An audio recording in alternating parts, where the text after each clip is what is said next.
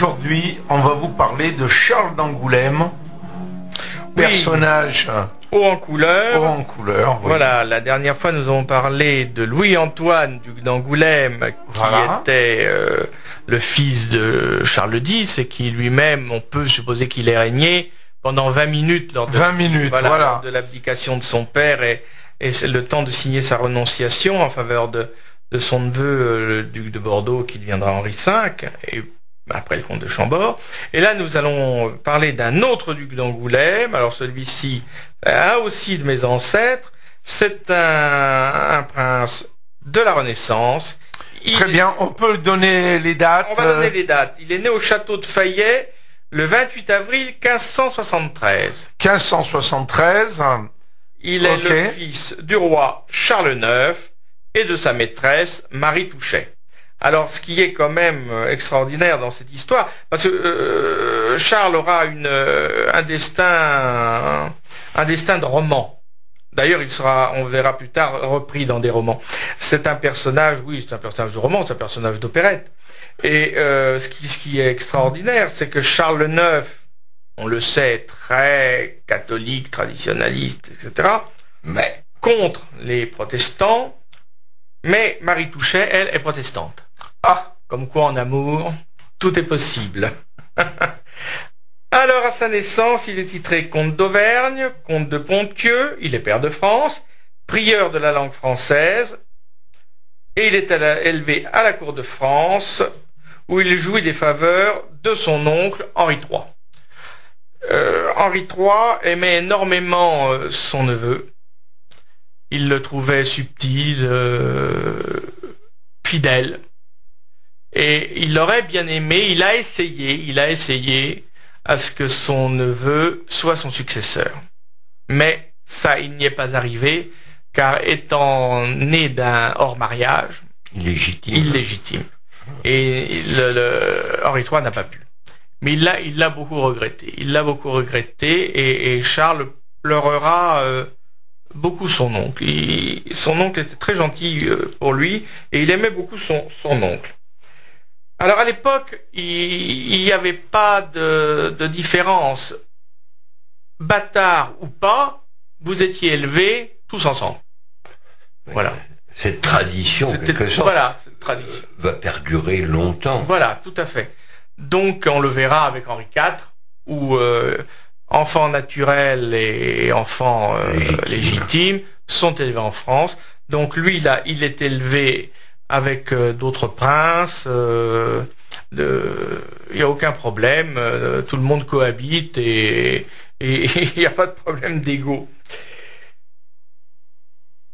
En 1584, il est pourvu en commande de l'abbaye de Saint-Benoît-sur-Loire, puis il est nommé abbé commendataire de la Chaise-Dieu.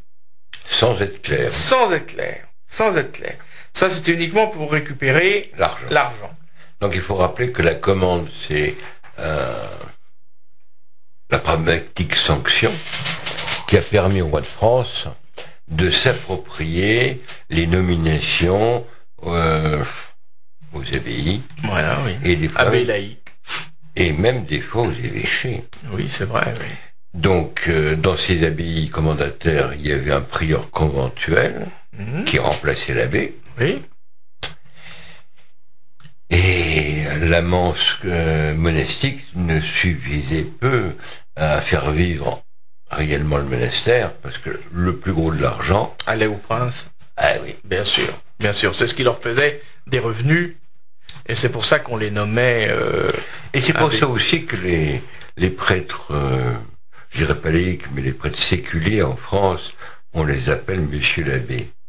Oui. Parce que l'abbé, normalement, c'est le supérieur d'un monastère. Exactement.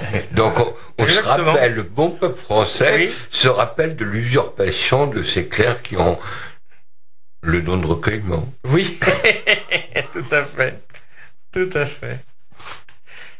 Eh bien, notre Charles hérite de sa grand-mère, la reine Catherine de Médicis.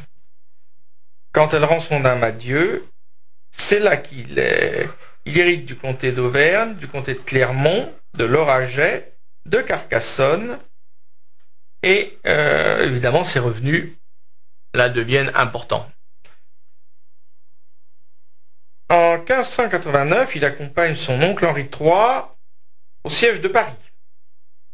Le 2 août, au château de Saint-Cloud, il assistera à l'agonie du roi. Il sera à ses côtés quand Henri III va décéder. Il sera un des premiers, malgré tout, à reconnaître Henri IV comme roi. Bien qu'il soit protestant, enfin qu'il a renié la foi protestante et la foi catholique 2 fois, mais malgré tout, il reconnaît que Henri IV est le seul légitime par rapport à la généalogie régalienne française. Alors Charles épouse Charlotte de Montmorency, donc la grande famille des Montmorency, descendante de Anne de Montmorency, le grand connétable de France, ami de François Ier. Cette Charlotte qui est comtesse de Flex, donc il y a aussi des apanages qui vont venir grossir encore la fortune de Charles. Alors il l'épouse en 1591, puis il est à la bataille d'Arques, à celle d'Ivry, où il se distingue. Donc on voit que là, effectivement, il est avec Henri IV. Il n'y a aucun problème. Donc Henri IV le considère, lui le reconnaît, il n'y a pas de problème. Jusqu'à ce que sa demi-sœur,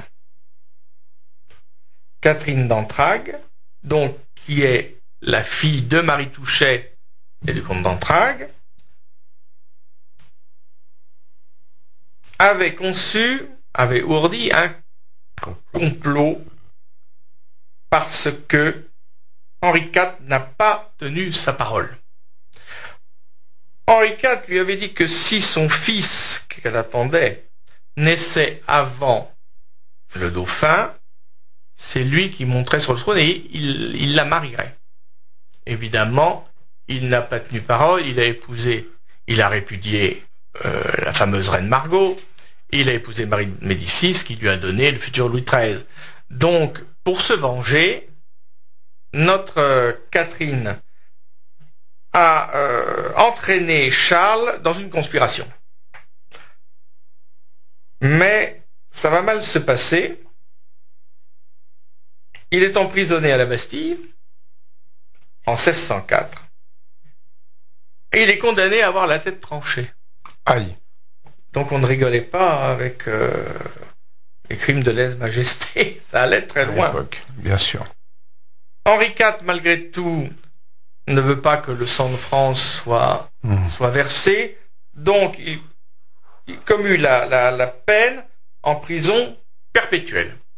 Alors on sait très bien aujourd'hui que quand on a un emprisonnement à perpétuité, on fait que quelques années, mais à l'époque c'était déjà pareil.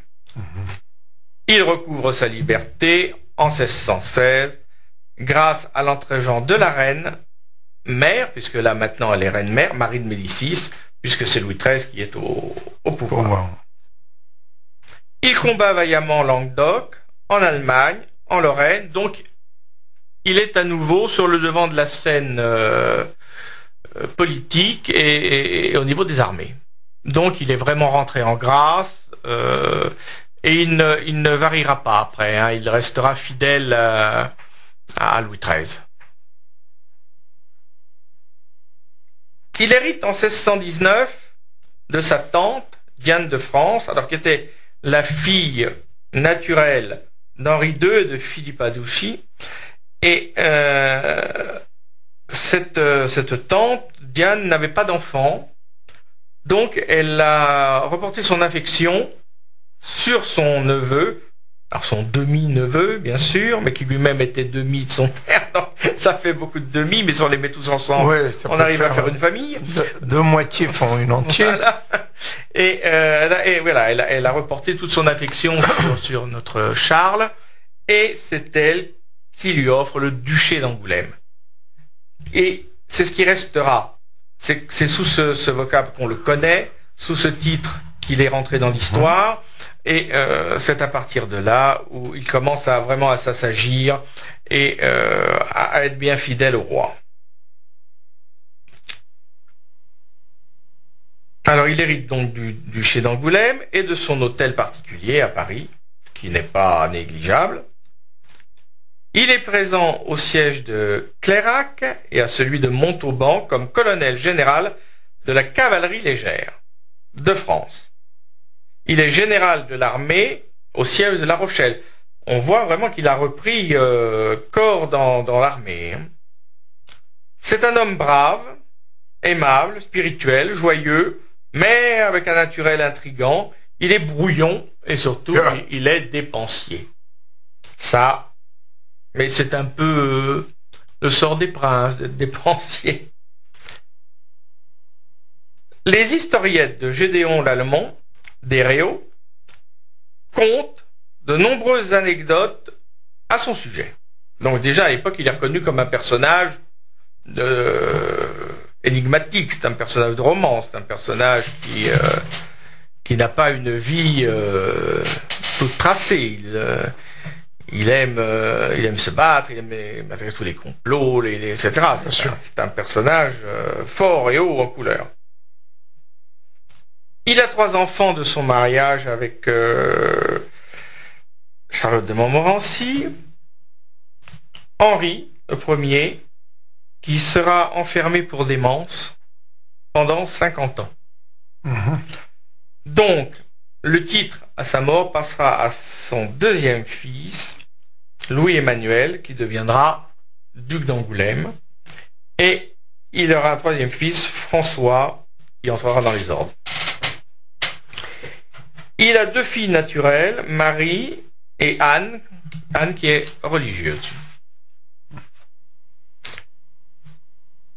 À la mort de sa première épouse, il se remarie avec Françoise de Narbonne, mais il n'a pas de descendance. Il est inhumé en l'église des Minimes à Paris. On conserve de lui des mémoires sur les reines d'Henri III et d'Henri IV. Donc ça, très honnêtement, je vais essayer de les retrouver parce que ça m'intéresse énormément. Je pense qu'on doit pouvoir apprendre des choses fabuleuses. Au XIXe siècle, dans ces In Folio sur les mémoires, les chroniques de France.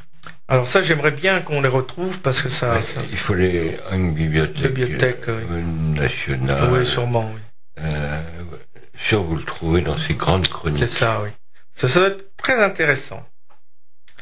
Son gisant se trouve dans un pavillon moderne édifié dans la cour de l'hôtel d'Angoulême-Lamoignon. Alors ça, évidemment, c'est dans le Marais, bien sûr, comme tous ces grands hôtels de la Renaissance, qui est aujourd'hui la bibliothèque historique de la ville de Paris. Ah, d'accord. Voilà. Donc, alors, notre personnage est un personnage de fiction.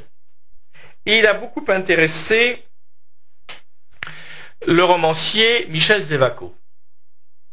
Et on trouve dans les romans de Zévaco le personnage de Charles d'Angoulême. Alors on le découvre dans la série des Pardaillans, où la Zévaco joue un peu avec l'histoire. Il le met contre son oncle Henri III, ce qui est faux, parce qu'il a toujours été très fidèle à son oncle et très proche de lui. Mais bon, ça c'est pour les besoins de l'intrigue, on invente...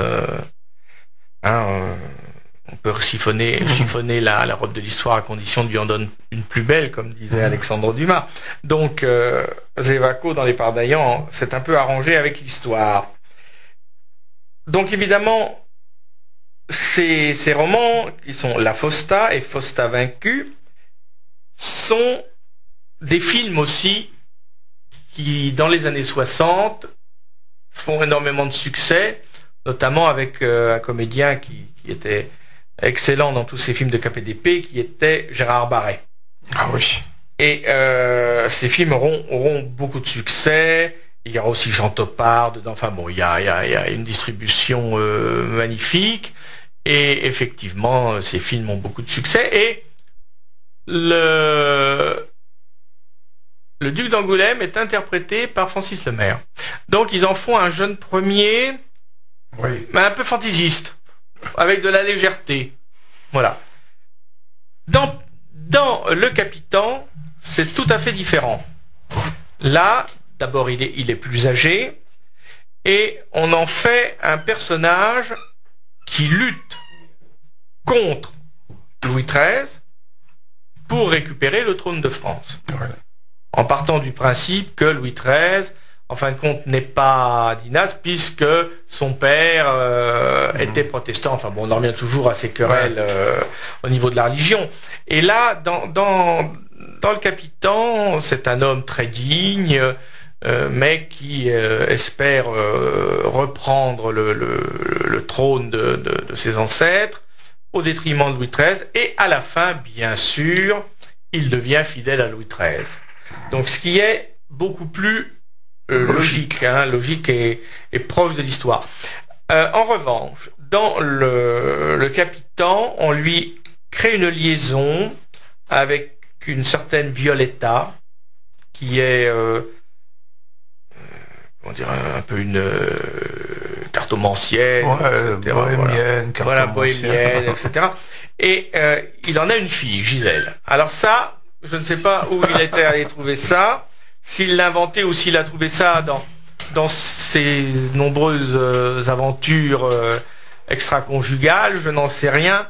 Mais voilà, on le retrouve avec une fille, Gisèle, qui, à la fin, évidemment, happy end, faisant foi, épousera le Capitan. Voilà.